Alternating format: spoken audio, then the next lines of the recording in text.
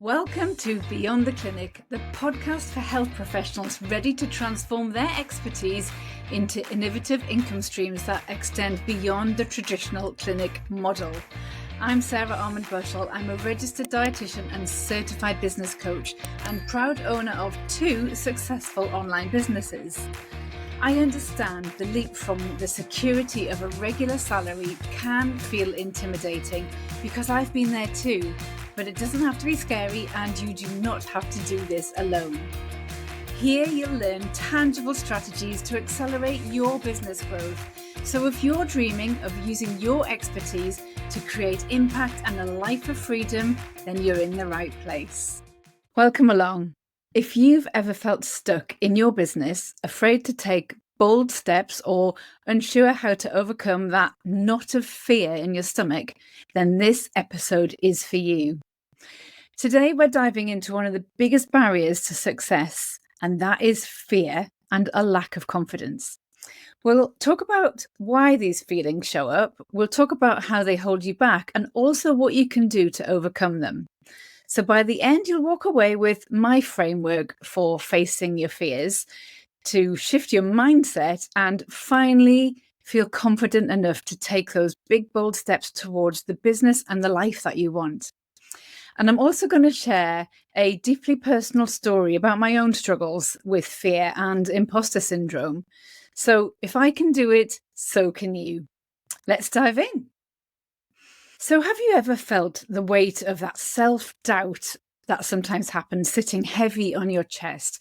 Maybe you've got this huge idea, a big dream that you really just can't stop thinking about. But every time you try and move forward, fear whispers in your ear. It tells you you're not ready yet. It tells you maybe you're not quite good enough yet. And it makes you wonder, what if you fail? So for many of us, this fear feels all-consuming. It's not just about one moment of hesitation. It's the way it seeps into everything. So you start second guessing your expertise. You might sign up for extra courses or qualifications. You avoid saying yes to opportunities because the risk just feels too big. And worst of all, you keep shrinking yourself. You keep playing small, essentially, because staying invisible feels a lot safer and a lot more comfortable than stepping into the spotlight. Maybe you've tried to take action before. You've read the books, you've listened to the podcasts, you've followed all the strategies. But when it comes time to press that go live button, your hands freeze. You tell yourself, I'll just write a post on social media instead, or maybe I'll do it tomorrow. But tomorrow turns into the next day and the next week and the next month and the next year. So let me paint a picture for you. You open your Instagram app and you see her, that Insta famous healthcare professional who seems to have it all. Her videos are polished. Her captions are inspiring. She's attracting clients who hang on to her every word. You see her smiling confidently in her stories, capturing her day-to-day life, her glossy hair, her painted nails. She's talking about the amazing results that her clients are achieving and showcasing her business wins. And there you are, sitting in your chair thinking, could I be like that? This comparison, it stings a bit, doesn't it? You can almost feel a lump in your throat or a weight in your chest as you think, what does she have that I don't? But here's the thing, it's not about what she has, it's about the steps that she's taken despite her own natural fears. So does this resonate with you? If it does, I want you to know something. You're not alone with this. This feeling is totally universal. So many people experience it, especially ambitious, talented professionals like us. But honestly, you don't want to let fear win. But the question is, are you ready to stop letting it? So let's take a moment just to imagine what's at stake if you let this fear stay in control. Imagine yourself 5 years from now. What does your life look like? Are you still in the same place that you are now, spinning your wheels, dreaming of change, but too afraid to take that leap? Are you watching other people succeed, wondering, what have they got that you don't? Let's go a little bit deeper. How does that feel in your body? Maybe your chest tightens with frustration. Maybe there's a lump in your throat. Maybe it's the ache of regret building as you realize all the time you've lost. Maybe you're overwhelmed by the thought that it might already be too late to start. So, that future version of you 5 years from now, that fear has already cost you a lot. Opportunities that have passed you by because you didn't feel ready. You've spent time overthinking instead of creating. The confidence that's slowly eroded simply by staying in your comfort zone. And fear is really sneaky like that. It disguises itself as protection. It's keeping us safe. It's keeping us away from failure, from embarrassment, from judgment. But in reality, fear isn't keeping you safe. It's keeping you small. It shrinks your world. And I don't want you to look back in 5 years' time and wonder, what if I just tried that? But here's the thing, time is going to pass whether you take action or not. And the only difference is what you choose to do or not do. So let me ask you this. In 5 years from now, do you want to be stuck in that same place? Or do you want to be looking back to this very moment and say, oh my goodness, that was the moment that everything changed? So I want to share my personal experience of fear in business. And I'm going to take you back to 2018. My mum had just passed away and I'd found myself at a bit of a crossroads. I was working in the NHS as a pediatric diabetes consultant dietitian. I was juggling my role as a parent of teenage children and I was feeling utterly burnt out. Losing my mum really forced me to reevaluate everything. Life just felt too short to be stuck in a job that no longer fulfilled me. I decided that it was time for me to grow my private practice and turn it into a business that could finally replace my NHS salary. But I was absolutely terrified. I saw these unqualified experts building huge child nutrition brands, and I thought, why isn't a dietitian leading this space? I wanted to be that person, but I couldn't even admit it to myself. I was too afraid of judgment, of failure, and if I'm honest, I was too afraid of what success might bring. So I started small. I created an Instagram account, as you do, a Facebook page and a website, and I thought, if I build it, they'll come. But guess what? Nothing happened. I didn't get any followers. I didn't get any clients. And to be honest, I knew absolutely nothing about business strategy back then, so I'm not surprised. But every post felt like I was just shouting into a void. I watched all of these other experts going live on Instagram, collaborating with guests, making cooking videos in their beautiful kitchens and sharing these behind the scenes snapshots of their day-to-day lives. And I thought, I should be doing that as well. And you know what? I decided I'll give it a try. But I couldn't. I would prepare ahead. I'd clean my kitchen till it sparkled. I'd go food shopping to get all the ingredients and I'd buy extras in case I'd go to open the avocado and it was all brown inside. I bought light boxes and light rings. I bought lapel microphones. I bought tripods. I couldn't have been more prepared. But every time I set everything up, that fear took over. I'd think, oh gosh, what if I say something wrong and I'm live? What if people think I'm boring and just leave my live session after a few seconds? Or what if another dietitian joins the call and watches me and says I'm wrong and reports me to the HCPC? So I thought, you know what, I'll just try pre-recording these videos and that way I could edit them to perfection. But guess what? None of them ever made it online. When I look back now, I know that I was paralyzed by perfectionism, and I'm not a perfectionist by a long shot. I had imposter syndrome and this fear of being judged, and that feeling of the fear of success, that was a little bit of an odd one, actually.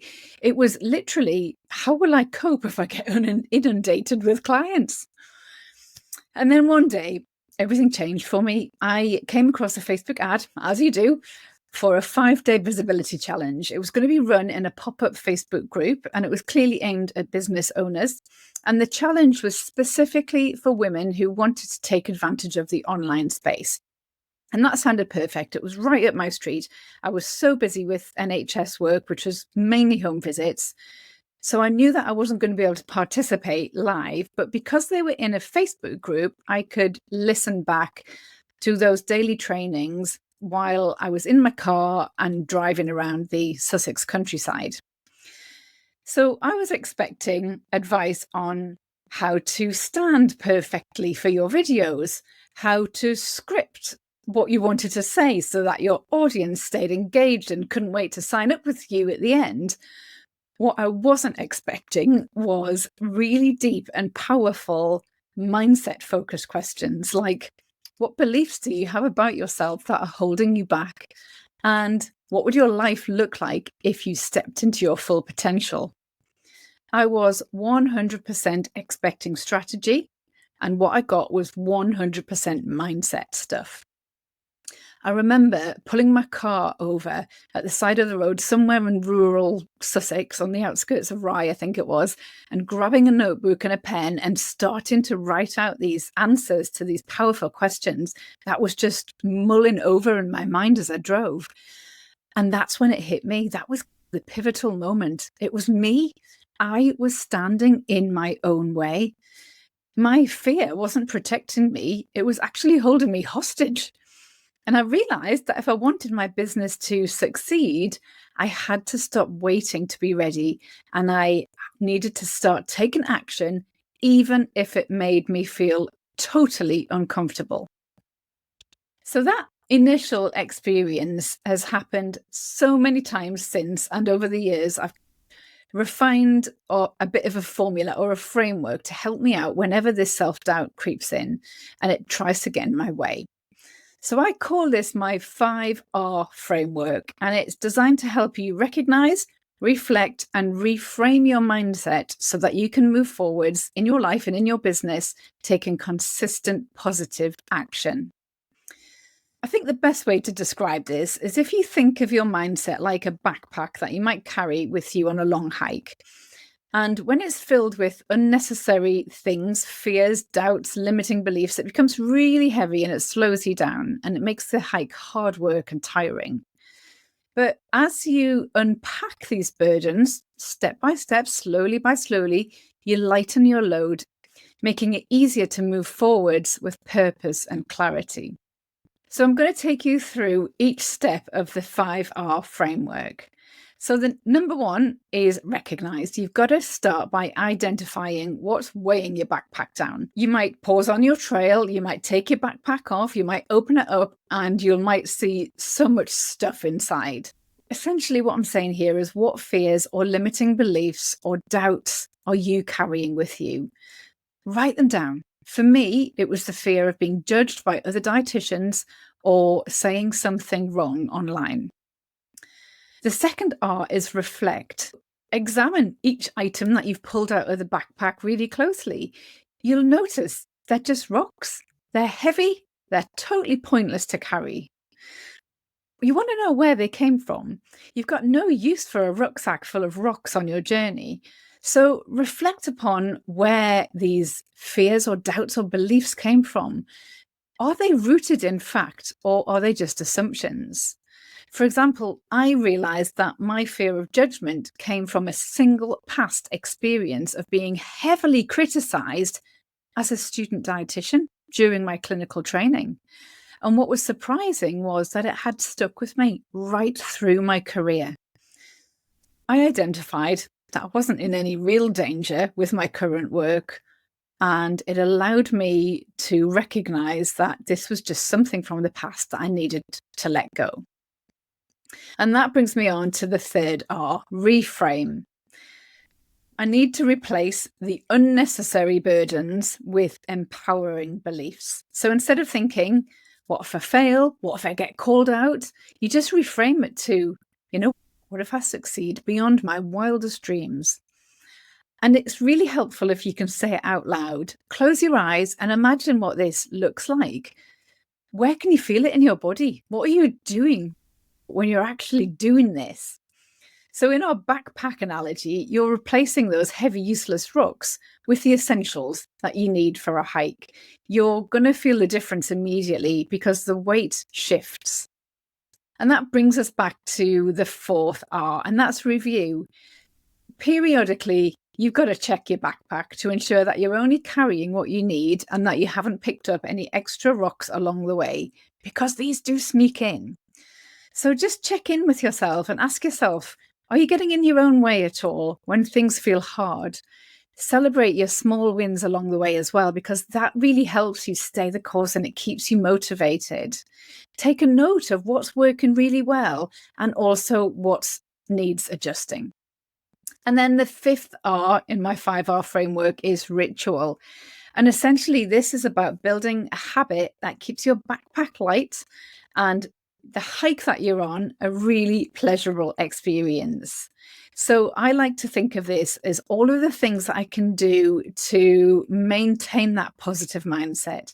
So for me, it's journaling, it's gratitude practice, it's saying positive affirmations. I have a whole routine that I shared with you a couple of episodes back in episode 39. These are the practices that will set your mindset up for success and ensure that you don't pick up any unnecessary rocks as you go.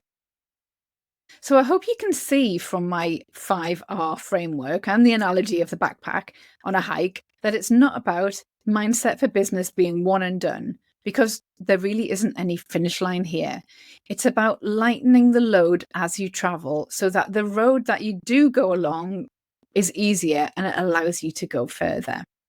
So now it's your turn, isn't it? And what I want you to do is those first 3 steps in the 5R framework.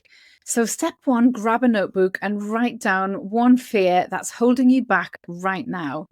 Be specific. That's step 1, recognize. Number 2, I want you to reflect on where this fear comes from and what it's costing you to stay stuck. So spend some time here.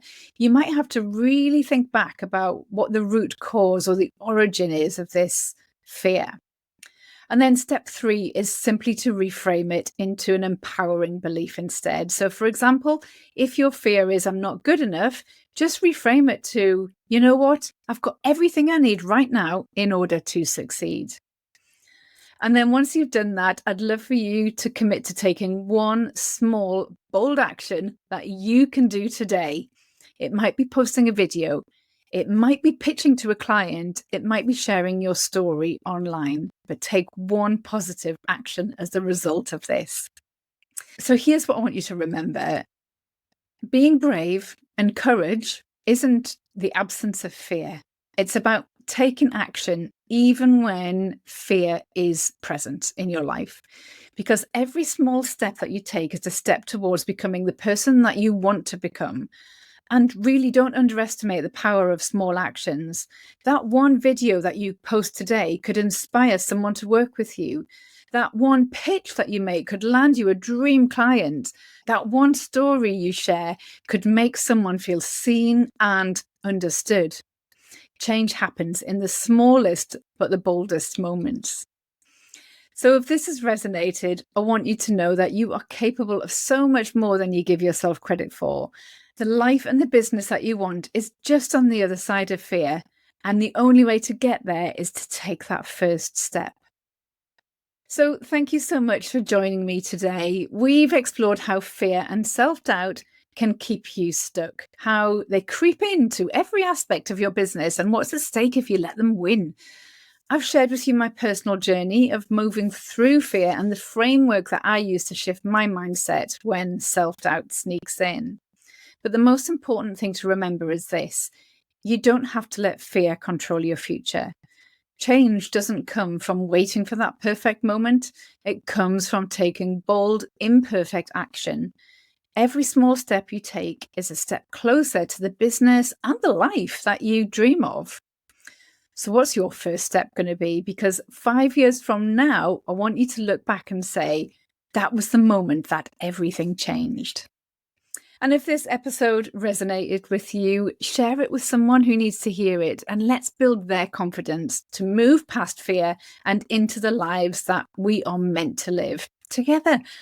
I'll see you next time on Beyond the Clinic. Bye for now. That's it for another week. Thank you so much for joining me as we explore the abundance of strategies to help you recapture that feeling of possibility and excitement as you drive your business forwards and beyond the clinic room. If you found today's episode inspirational, then don't forget to like and subscribe to the show to stay in the loop for more valuable advice that I'm going to be sharing each week. If you want to be the first to hear about new episode releases, news and ways that I can support your business growth, then please don't forget to check out the links in the show notes, and you can also connect with me from there. Don't keep me a secret. I would be delighted if you left a review and shared this podcast with your colleagues. Until next time, bye for now.